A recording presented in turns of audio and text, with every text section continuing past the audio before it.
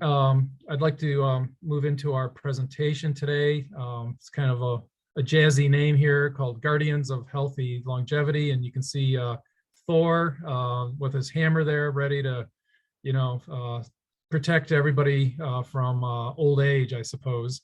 So we'll see how that goes here with some just general ideas that I want to share with you about how we can promote healthy lifestyle. So a 65-year-old man comes to Welcome to Medicare exam.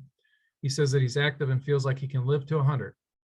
His mother lived to be 99, and he asks what you can give him for another 35 years of active life. The vast majority of people, it appears, picked exercise. So that would be very true, and that's the correct answer. The other answers are reasonable too. Certainly caloric restriction is been associated with a longer life, but it's not yet been proven in humans. It's all mostly animal models. The Mediterranean diet is also thought to be associated with longevity. And if you ever have a chance to read the book Blue Zones, you'll see what that association is. But again, not specifically proven by a randomized controlled trial. Whereas exercise does increase lifespan, and it increases the what we call functional lifespan. So not only do you live longer, but you live healthier as a result of that. And it turns out that, as we'll see, that the amount of exercise is important. It used to be 30 minutes a day for 5 days out of 7 was sufficient. But now they're finding that the more time you spend with exercise, so 60 minutes and 90 minutes, actually improve benefits, at least from a cardiovascular risk reduction point of view. So again, take home message, more is better. Okay, so we can have the next slide, please. So what we'd like to get across today is how to define successful aging. How do we measure biologic aging as opposed to obviously chronologic age? And then how do we invest in what we call the longevity dividend? And I give a quote here from George Burns: "You can't help getting older, but you don't have to get old." And as we all know, George Burns lived quite a long life there as a centenarian. Next slide, please. So just to provide a little conceptual framework for how we think about this, you can see this graph here, and this is on a hypothetical graph that defines successful aging as the ability to be able to perform at 100% functional level over a period of years. And so you can see the blue dots there represent what we would consider successful aging. This is an individual who really has full functionality up until around age 75, and then slowly declines over time until the end of their life, which in this case would be about 110 years of age. The red, and again, these are meant to be population. So these are groups of people as opposed to an individual. And then the red line would be what we call usual aging. The average life expectancy for women is 81 years of age. The average life expectancy is 78 for men. And it just always amazed me when a 81-year-old comes in for surgical clearance for a hip replacement. I often think to myself, I said, have we really considered how many years of remaining life expectancy does this individual have before going through with the procedure? And quite honestly, a lot of times I'll just look at their facial features and say, oh, maybe 81, 83, but actually looks more like a 65-year-old. Then I give a thumbs up for the surgery. But if they look like they truly are 81 or 83 years old, I kind of hesitate and say, well, are there other things that have you tried other things other than surgery, and how they worked out for you? So, and then finally on this graph, just to clarify here, the green curve there at the bottom would be considered accelerated aging. And I kind of count myself as one of those accelerated agers after having 3 daughters. My hair basically after the third daughter turned the color that you see now, which is totally white. So they're all beautiful girls. So not now all mothers, but it was a rough start for parenting in the beginning. Next slide, please. Again, for a conceptual framework here to think about this process of longevity, we have a figure here that shows time on the bottom line there. And over time, individuals will have either a decline in health or an increase in chronic conditions. And that's one of the goals of the biology of aging, is to find ways to slow the rate of aging down. And we'll see about that in just a little bit. But you can see that dotted line, which is sort of the threshold by which there's a point of no return. And for those of us in geriatric medicine and interested in the concept of enhancing or strengthening longevity, this is sort of the target that we're aiming for. We want to prevent people from crossing over into that dotted line where they then become permanently disabled. And of course, the more disability, the more comorbidities you have, the more costly that is to the healthcare system. And so roughly the population over age 65, roughly 1/3 of them have 5 or more chronic conditions. Those would be like things like COPD, diabetes, hypertension, coronary artery disease, not to mention things like frailty and other geriatric syndromes, falls and gait instability.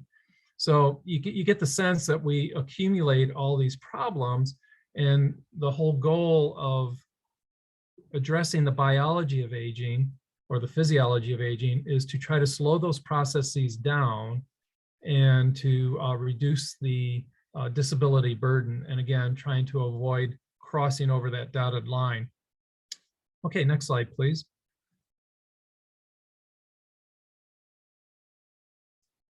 Oh, back one, I think. Yeah. So we have a little bit of a what I call a conundrum about what's going on with the population at a population level with aging. As we know that the population is increasing in the number of centenarians, for example. And that graph on the left shows the percent of population ranging and the anticipation of the percent of people over the age of 65 in different parts of the world. And you can see Canada, is anticipated there on the bottom left to have a older adult population of over 30%. China, similarly, over time. And so we have these trends that are going, but yet on the right side here of this slide, we have people who aren't doing so well, in terms of living a longer, better life. We have obesity that affects up to 30 to 33% of the population. Certainly here in North Dakota and where I'm from in Grand Forks, it's 31% of the population is obese. And so you have these what we call latent effects of childhood obesity, as well as the current effects of obesity, which causes prediabetes. And if you can remember that sugar is an accelerant of aging, that probably would be a good take-home message. There's a researcher from Harvard, for example, who studies aging, and he's such a fanatic about making sure that his blood glucose levels are, below 100 at any particular time, and he's not diabetic. That he's making every effort in his diet and exercise to keep his blood glucose levels at a steady and lower level. And then the other thing is the lower life expectancy of poorly educated Caucasians. We could spend a little bit of time speculating as to why that is, but suffice it to say that it relates to both the obesity and lifestyle issues such as lack of exercise and exposure to toxins such as alcohol and nicotine. Next slide, please. Yeah, so this really hit home for me. This back when I was a geriatric fellow at Duke. You can see the picture on the left there. Some players from Duke, but the player that's jumping up there, he's from University of Maryland, and he died. And his heart looked like what you see there in the picture. He basically had a death due to cocaine. He was a chronic cocaine abuser. He was the next Michael Jordan, Lenny Bias. But you can see how substance abuse profoundly impacts the heart. And so you can see this heart, which is massively dilated in a 24-year-old. So he had the heart of a 100-year-old. And again, clearly illustrates the impact of toxins such as drugs and excess alcohol can have on the heart. Next slide, please. So another example of unsuccessful aging is brain failure. And so I show this, and this is widely available, this sequence of self-portraits, and you can see how they really deteriorate over time by this Dutch artist who had Alzheimer's disease. And so not only do we have considerations about bodily changes, but also mind and brain changes that we need to address in this course of trying to address healthy longevity. Next slide, please. I consider another unsuccessful aging component to be psychosocial, what I call destitution. This is the loneliness of aging, the isolation. It's been exacerbated with the COVID pandemic. In fact, one of my faculty members at University of North Dakota, Dr. Holloway, has a whole project called TeleECHO, where he's trying to match up students with interest in the health professions with older adults living in assisted living facilities, so that the older adult can convey their history and provide some reminiscence therapy to help reduce the social isolation. So again, if you, just as a shout out, if you go to our Dakota Geriatrics website, you'll see a reference to that program. Next slide, please. All right, so the converse then obviously is what is successful aging, and really it is just the opposite of a lot of things that we covered. It has a multi-dimensional component that involves mind, body, and spirit.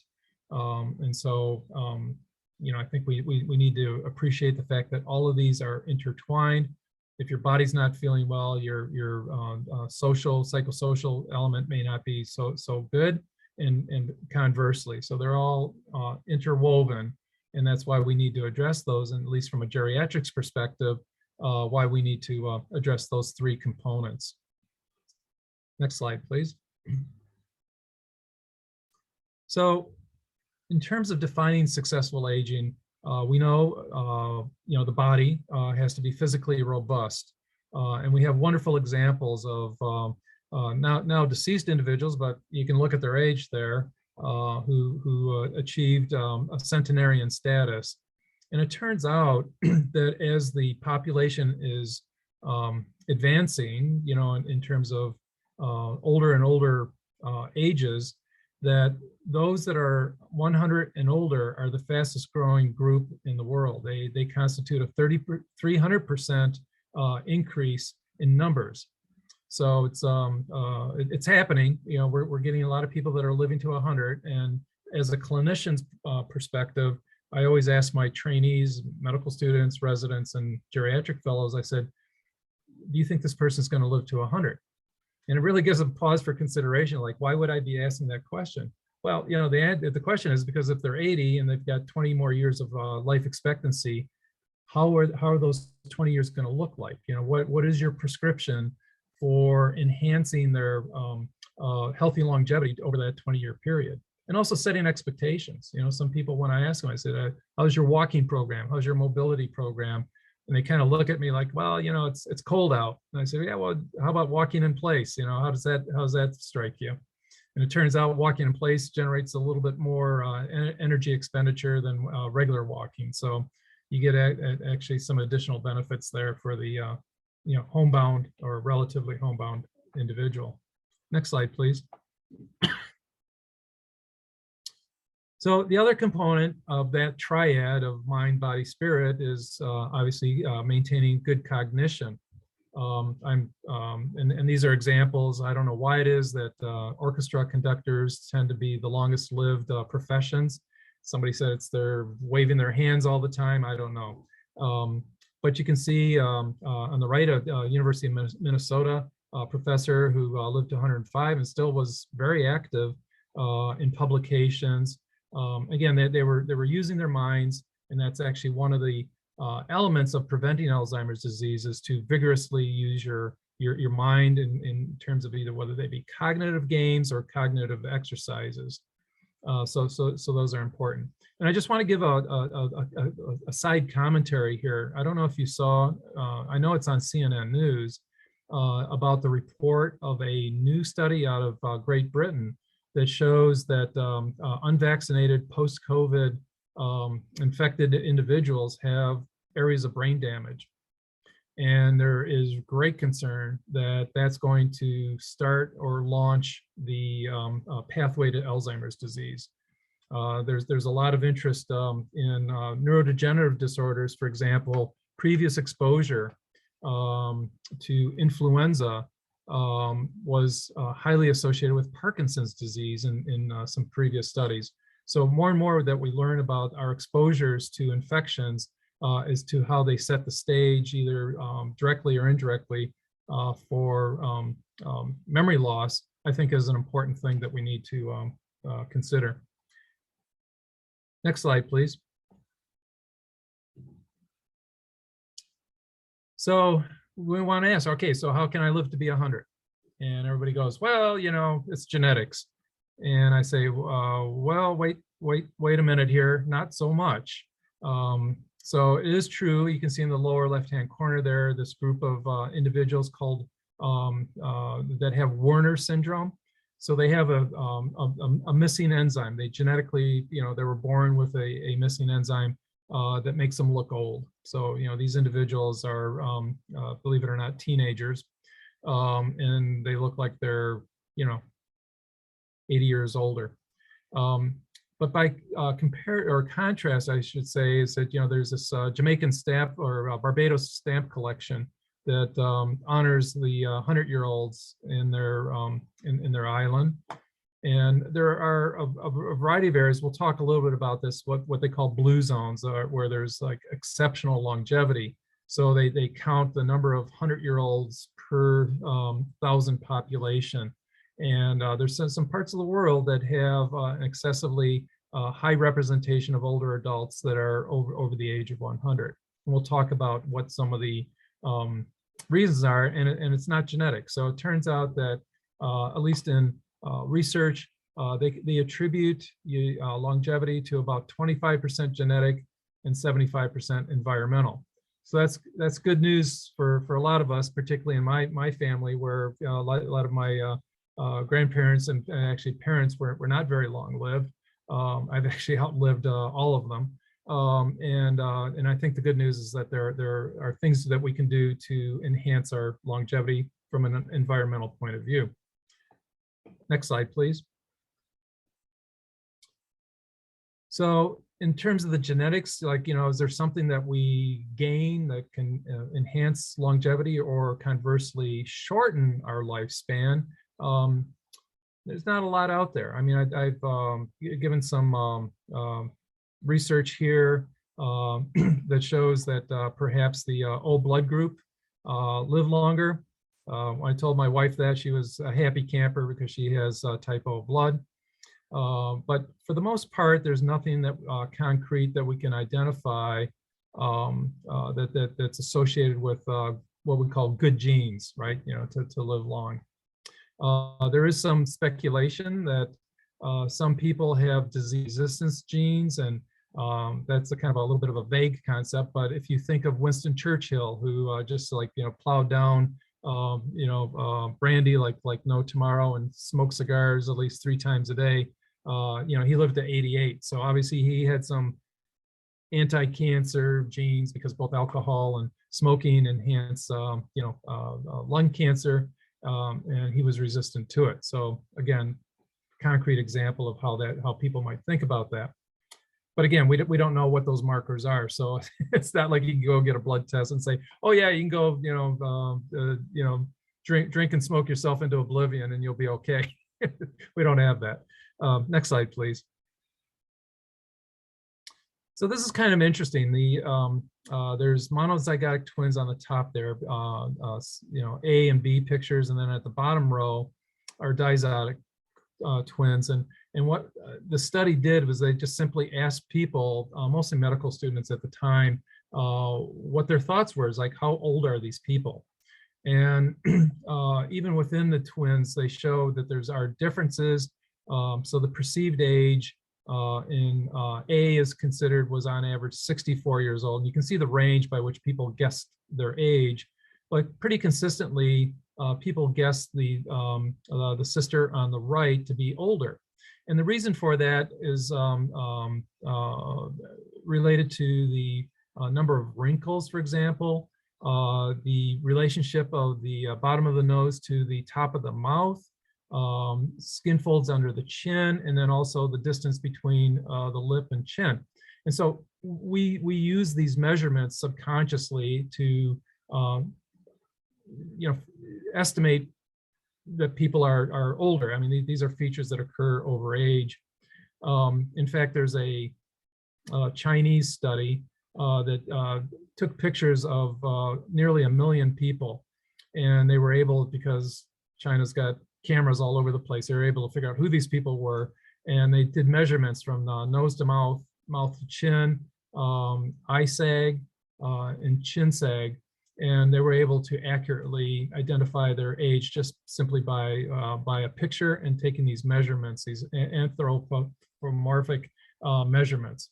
So when we go into the clinic, and again, I asked my trainees, I said, does the individual look older or younger than their stated age or their chronologic age? And there's a lot of value for doing that to help us think clinically about remaining life expectancy, and actually, quite frankly, having a discussion with the patient about expectations for their remaining life expectancy. Most people, by the way, massively overestimate how long they're going to live, particularly with cancer patients or heart failure patients. Anybody with chronic conditions overestimate how long they're going to live by 5 to 6 years. And so a lot of times as a provider, it's important to try to get a touch of reality there for what matters to the patient, and setting expectations for life planning. Next slide, please. So this is a slide from a study called the Donodyn Study out of New Zealand. It was actually conducted by a research group at Duke in collaboration with some New Zealand investigators. And you can see basically a bell-shaped curve. And so these are 38-somethings, men and women. And you can see that the average biologic age matched the chronologic age about half the time. So there were people that were on the right side of the curve that are much older, so 38-year-olds that were going on 50. And then there were some on the left side of the curve who were 38 years old, but biologically they looked more like a 30 to 35-year-old. So the question is, what are the circumstances, for that? And then from my point of view as a clinician, I ask, well, if we know that half the people are older than their stated age, would having that information help motivate them to do things that will get them to a younger biologic age? And so that's kind of the hypothesis of the question that I'm struggling with right now, to try and see if we can motivate people, and which is much different than saying your cholesterol is high. I mean, I think people say, okay, yeah, we understand cholesterol's high, and what do we do about it? But if you say we've got ways to, you're 38 years old, or let's say you're 50 years old, but you're biologically 57, would you like to discuss some things that we can do to make you 45 biologically? So that's the challenge. Next slide, please. So that leads to the whole question of how do we measure aging? So there's a variety of ways. There's blood tests, there's physiologic measures where we test function. The biologic elements are some of the blood tests. And so there's a panel of 9 commonly obtained blood parameters that we can use to measure biologic age. And we're at UND trying to figure out a way to test that here in our clinics. We don't, for those that are not from University of North Dakota, they may not understand, we don't have a university hospital. So it would be in collaboration with our affiliate hospitals, such as where I'm at currently here at Sanford. But the idea is that we would want to measure biologic age and then use that as a metric for prescribing a healthy lifespan. Psychological measures, by the way, are happiness. They've been found to be linked to centenarians tend to be universally happy individuals, live for today types, don't worry, don't sweat the small stuff.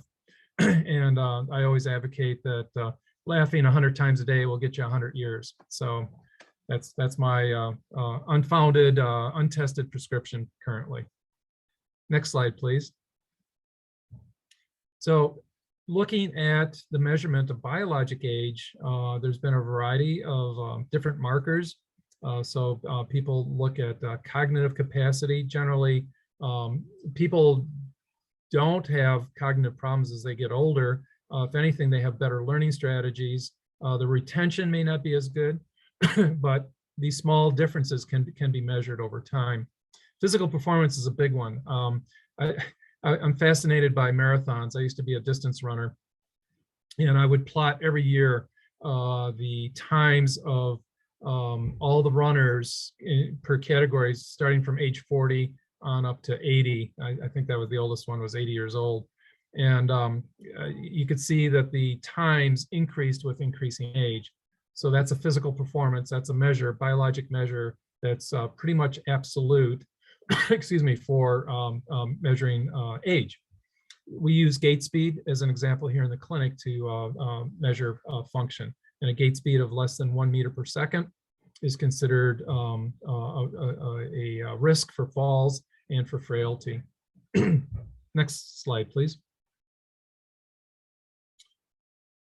So I just wanted to share with you how I'm looking at it from my own research. So this is research that's going on at the University of North Dakota Department of Geriatrics. And what we study is a protein called HSF1.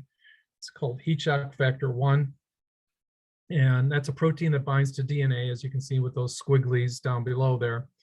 And by binding to the DNA, it produces message RNA that then generates proteins that we call heat shock proteins. So you can see the HSP70 box and the HSP27 box. Those are all highly protective proteins. They're necessary. If you don't have them, you don't live very long because they're totally required proteins for protecting cells from injury, stress, oxidative stress, for example, heat, and we call it heat shock, so HSF1. So heat stress in of itself is one of the stressors.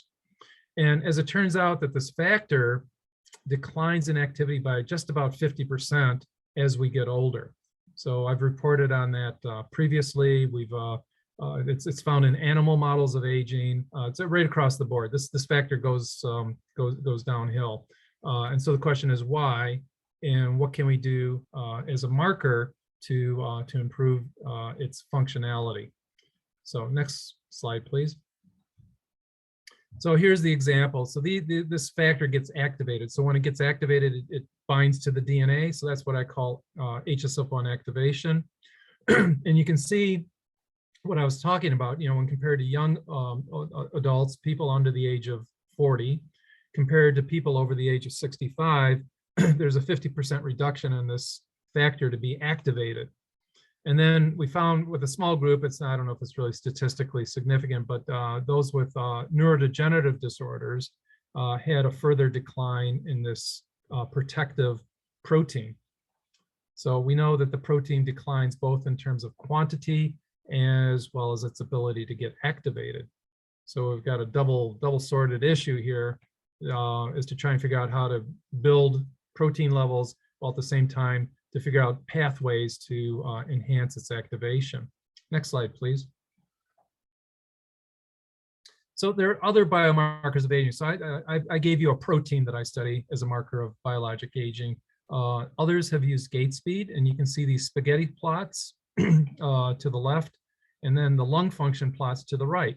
And the bottom x-axis there goes from age 40, middle age, through 110 years of age.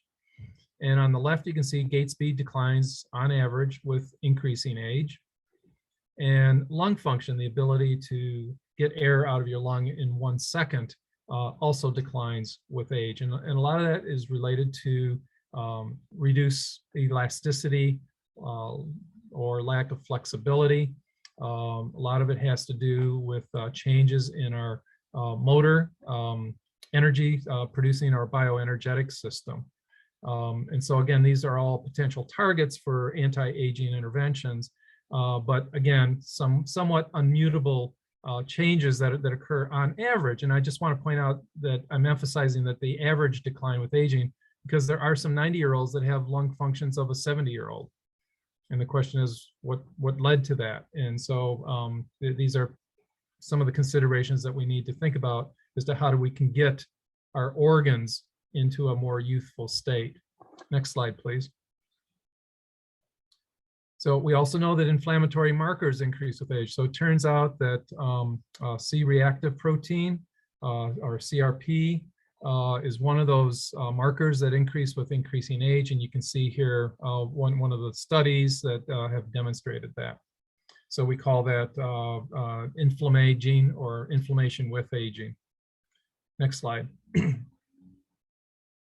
We also know that the endpoints of chromosomes get shortened. So these telomeres shorten with time.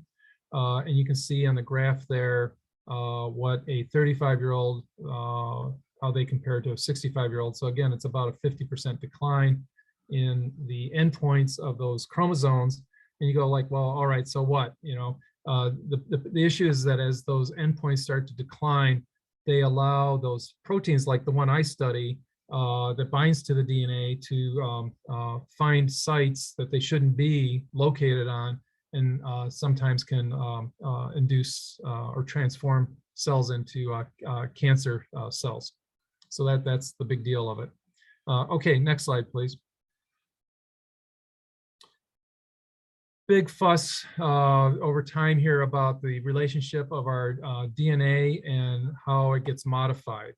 And so people say, well, you know, methylation, you know, one of the modifications of DNA declines with age, but then on the other hand, on the right side here, there's increased methylation in very discrete spots that are important for regulation of our genes. So what the take-home message is that 90% of our genetics or our genes have nothing to do with anything. They're what's called structural genes, but it's the 10% that get activated and are used to help cells divide, repair, and so forth. That the genes that are responsible for that activity tend to get over methylated, and methylation means that they don't work. So that's the concept behind here. And by measuring these, people have come up with biologic clocks. And so they call these things the methylation clock. Next slide, please. So that leads us to think about what evidence can we do to change the course of aging. And I show these ridiculously fast boats here that can change course on a dime. Sometimes flipping over, unfortunately, but these buggers are fast, and they've been modified over the years to become even faster. And so it just kind of relates to my thinking that what are the things that we can do to actually do the opposite, which is to slow the aging process. Next slide.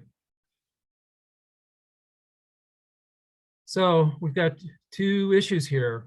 So one is the stress response I was talking about, the protein that I'm looking at, and there's other proteins that are involved in the stress response. So it turns out that the stress response declines in individuals that you see on the left, and it gets enhanced by individuals that you see on the right. And so again, it gets at the physical activity component. There may be some psychological components that regulate gene expression, a whole area that really deserves a lot of research. But the point is that a little bit of stress through exercise can actually enhance longevity. Next slide, please. I just threw this in here because this is, again, related to some of my research. I tend to be a proponent of turmeric as an anti-inflammatory. And the research is still out there, but this is some of the research that I've done. This is in a cell culture. This is not human studies, but you can see that with the addition of turmeric, which is called curcumin, that you can enhance that stress protein that I'm talking about. So it gets activated a little bit better, not 100%, right? But it goes from basically 50% to about 80%, and you know, that's whether that's has a long-term impact, we don't know, but at least it does hold some promise that this particular plant medicinal, you know, it's a root of turmeric is a root, may have some promise for strengthening our stress response over time. And again, it's going to take a while for my research to figure that out, but there is some pretty good evidence that turmeric can be used as an anti-inflammatory. In one research study, it shows that it's equivalent to a non-steroidal anti-inflammatory in addressing osteoarthritic knee pain. Next slide, please. Well, we have anecdotal cases here. So Jean Calmet claimed that she had a glass of port wine each day, and she had a lot of olive oil, and most importantly, she had a good sense of humor, saying that I will die laughing, she predicted, and I guess that was the case. Next slide, please. So there are a variety of recommendations we talked about in the earlier poll about caloric restriction. Certainly we're emphasizing physical activity. And then what about those longevity supplements? So those are all points of discussion here. Next slide. So the caloric restriction, a lot of research shows that it works for the most part in animal models, not so clear in humans. So you can see this picture of Dr. Roy Walford, who's now deceased, but he was a big proponent of caloric restriction. You can see his body habitus as a result of that. Basically, these people who subscribe to caloric restriction will have a silver dollar size piece of spinach for their dinner or equivalent. So it's not a lot of calories. They're just under the daily, or just above, I should say, the daily maintenance requirements. So they're basically on a around 1,000 to 1,200 calorie diet daily. And so but there's some benefit to that, and we'll talk about some of the other ways to do caloric restriction without such gaunt and dramatic problems. So next slide, please. So Walter Longo is a strong investigator of caloric restriction, and he's come up with 3 different versions of caloric restriction for humans. And so you can see the different components. There's intermittent fasting, where you reduce your caloric intake twice weekly or try and do it every other day. There's periodic fasting, where you have a stretch of 1,000 calorie diet. Like I said, most of these previous caloric restricted diets were daily 1,000 calories, and that's just, you know, that's brutal. Very few people can maintain that. And then the one that I think that's catching on most commonly here is the time restricted feeding, where when you get up in the morning, whatever you first eat, whether it be breakfast or lunch, that you got an 8-hour window to eat whatever else you're going to eat during the day. So then you have that the remainder, time as a fasting state. Next slide, please. Just to reinforce the idea that the type of food you eat may make a difference. And so the Adventist study demonstrated that people who were vegans had 8 extra lives of life expectancy compared to omnivores or meat eaters. So that in itself, I thought was pretty substantive in terms of demonstrating the differences in dietary impact on your lifespan. Next slide, please. There's been a survey of centenarian diets, and so the blue zones that we talked about earlier are Sardinia, Okinawa, Costa Rica, and Loma Linda, California. And you can see sort of the skewing, if you will, towards a Mediterranean diet. So a lot more legumes, which, by the way, is just recently been discovered to be important for your immune system because we lack what's called one-carbon metabolism, and glycine is one of those. So glycine-rich diets that are found in legumes are theoretically should be beneficial. And then we have skewing towards a vegetarian diet. I would say the Mediterranean diet includes a lot of fish, and the Okinawans are representative of that diet. Although originally the Okinawans did not eat fish because they were contaminated by World War II bombs. And so their whole fishing waters were filled with heavy metals. So they avoided fish in the beginning, which may be one of the reasons that as they went to a vegetarian diet that they became longer lived population. Next slide, please. I just mentioned that the vitamins in the blood, the vitamin levels in the blood of centenarians is higher than the rest of the population. But that does not mean taking vitamin supplements is going to do the trick. In fact, there was a study that showed that people on vitamin E had a shorter lifespan than people who did not take vitamin E. So I pretty much routinely recommend people not take vitamin E as an antioxidant. Next slide, please. So we know that physical activity, as this fellow on the left here, accelerates telomere shortening. And the good news is that increasing physical activity replaces those telomere endpoints. So there's a direct benefit at the cellular and molecular level for doing these types of interventions that improve longevity. Next slide, please. And again, here is the more is better, concept with exercise. And so you can gain up to approximately 6 years for vigorous exercise. Next slide, please. And just to reemphasize that moderate to intense exercise improves the benefit and reduces the risk reduction for cardiovascular events, which of course cardiovascular events are the most common cause of death in the aging population. Next slide, please. And here, back to the future question with the good professor here asking, are there things that we can take to enhance our longevity? So let's look at a few of those. Next slide. So one of the compounds that's being studied is rapamycin. So this basically, I'm not going to get into the details of it, but it does improve lifespan. And there's currently a dog study out of the University of Washington, Seattle. And also one of my colleagues here, Arlen Richardson, who's had his dog on rapamycin and found that this dog really got rejuvenated. It was an older dog. So that there are some measurements that we're looking at for this, what had been an anti-cancer compound at lower doses tends to be a longevity enhancer. Next slide, please.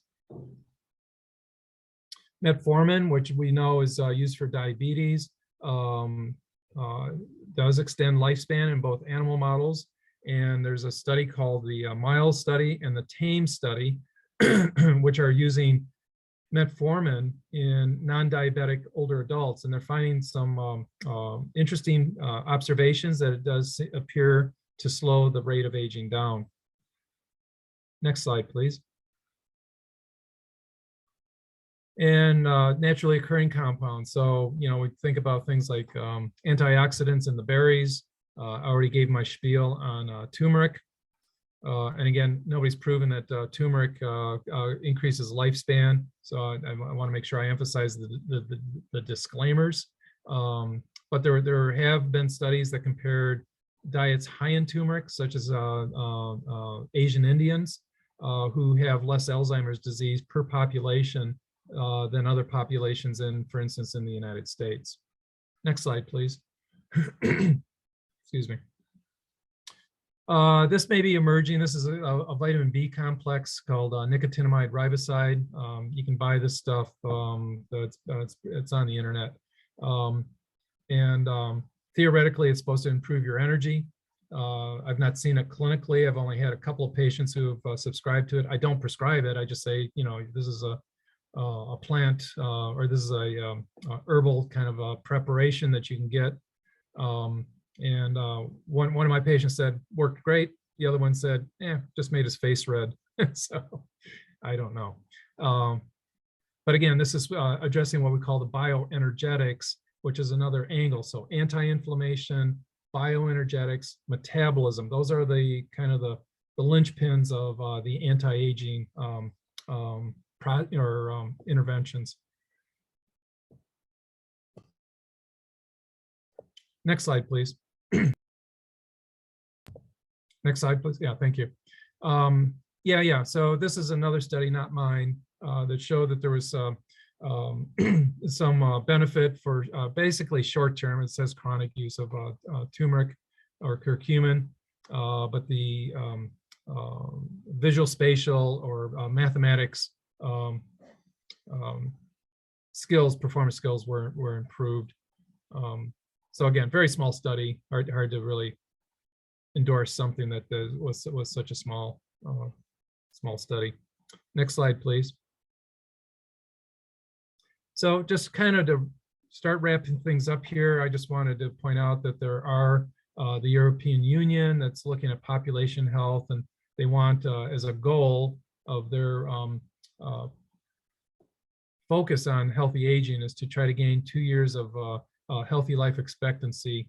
You know, it's by 2020. I don't think they reached that goal, but again, each decade they want to try to move the needle towards the population living older and living more healthy.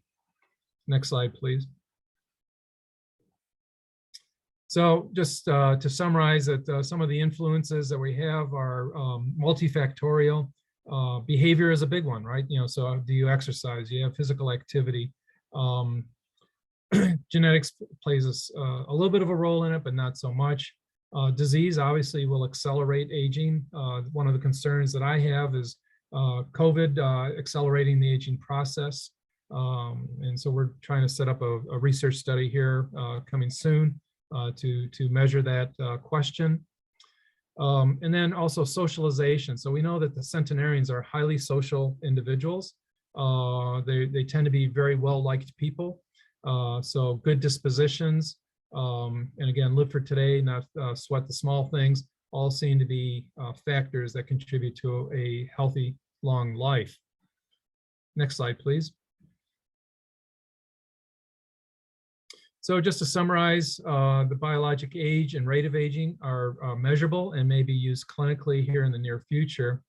To try to slow the aging process down, we need to consider diet, physical activity, and I call them chemical adjuvants, but things like turmeric and other compounds. So we would look towards prescriptions for healthy lifespans as to be part of a individualized medical intervention. There are a slew of medications that are coming out that preferentially knock out aged cells. And so it'd be much like going to see a geriatrician. It'd be like somebody who had cancer, for example, who needed chemotherapy. We're probably going to have in the near future chemotherapeutic interventions for aging. And then I just want to point out this grandson of mine here on the left. As we, my generation, have a 1 out of 1,000 chance of living to 100. This fellow's got a 1 out of 100 chance of living to 100. And so with each generation, we're getting closer and closer to maximizing our lifespan. I think I have a couple more slides here. One more for case report. Yeah, So just to wrap up here for maybe a little discussion is that we have a 65 or 67-year-old woman who arrives for a Medicare annual exam. Her mother died from Alzheimer's disease and she's afraid of getting it. Next slide. You can see her blood pressure is slightly elevated. She scores positive on the depression's quick screen test. And she's got an abnormal St. Louis University mental status test, which puts her in the mild or minimum cognitive impairment category. Next slide, please. So in the for assessment, well, when she was asked what matters, she wanted to get her previous life back post-retirement. For mobility, she states that she does household chores but has no regular mobility program. Her gait speed is measured at a reasonable 1.2 meters per second. And the scoring on the mentation showed a positive screen for depression and memory loss. And then the screen, so I'm putting these 4 M's up here, by the way. These are the 4 M's that you should be practicing when you see a patient with every encounter. Next slide, please. So the medication review shows Ambien plus or minus the use of Tylenol PM for insomnia. She's got lisinopril for hypertension, tramadol for general pain, vitamin D for primary prevention, ginkgo and Prevagen for memory, and vitamin E for general health. Okay, so I want you to think about whether any of these might be contributing to her cognitive problem. Next slide, please. So just to open it up, so you can unmute yourself if you wish, just to ask the question, do you think this person has Alzheimer's disease? And you can actually put it in the chat box. You can put yes or no, whether you think she has Alzheimer's disease.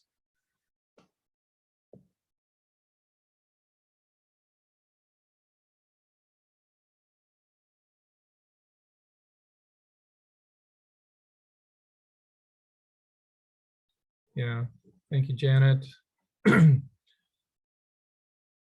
Yeah, so people are identifying that the crossover between depression and dementia. So you can score poorly on the dementia test or the memory tests, and it can be depression.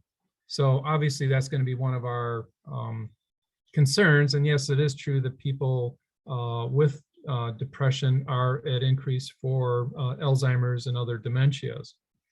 So good. I think that's, we've got a pretty good response there. And people have actually answered the second question somewhat, is that she is at risk for progressive dementia.